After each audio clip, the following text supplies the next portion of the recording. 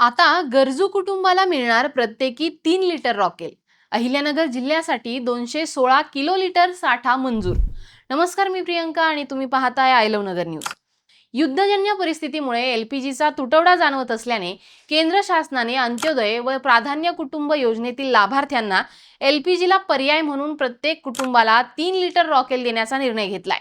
अहिल्यानगर जिल्ह्यासाठी 2016 kilo litre म्हणजेच 2,16,000 litre रॉकेल हे मंजूर झालंय आणि त्याचं वाटप देखील लवकरच सुरू होणार आहे.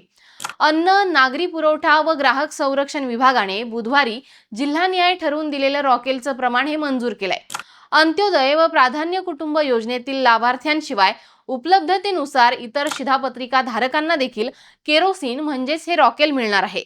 शिधापत्रिका नसलेल्या कुटुंबांना केरोसिन मिळवण्यासाठी ग्रामपंचायत रहिवासी दाखला हा सादर करावा लागणार आहे. तसेच स्थलांतरित मजुरांना केंद्र अथवा राज्य शासनाचं ओळखपत्र हे दाखवावं लागेल.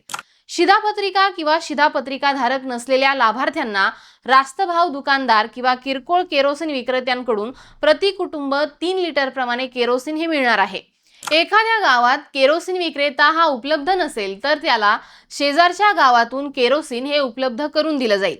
विक्रेत्यांना केरोसिन साठा व वितरणाच्या दैनंदिन नोंदी ठेवणं हे बंधनकारक आहे.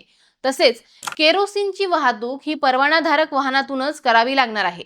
सध्या ग्रामीण भागात केरोसिन वितरण व्यवस्था कार्यान्वित नसल्याने तहसीलदारांना तालुका स्तर वितरण व्यवस्था, केरोसिनची आवश्यकता व मागणी तसेच दुकानदारांचा प्रतिसाद या बाबींचा विचार करून गावनिहाय केरोसिन वाटपाचं नियोजन हे करावं लागणार आहे.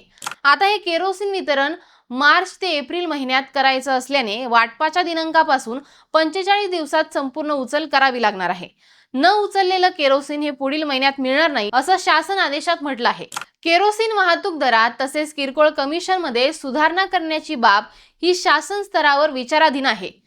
केरोसिनच्या दराबाबत स्वतंत्र आदेश येणार आहेत. तसेच केरोसिनचा गैरवापर होऊ नये यावर नजर ठेवण्यासाठी जिल्हा स्तरावर एक संयुक्त निरीक्षक पथक तयार करण्यात येणार आहे.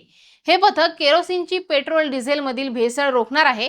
केरोसिनची अनधिकृत विक्री किंवा गैरवापर आढळला तर अशा व्यक्तीवर त्वरित कारवाई देखील आता करण्यात येणार आहे. तुम्हाला याबद्दल नेमकं काय वाटतं हे आम्हाला कमेंट करून सांगा आणि पाहत राहा आय लव्ह नगर न्यूज.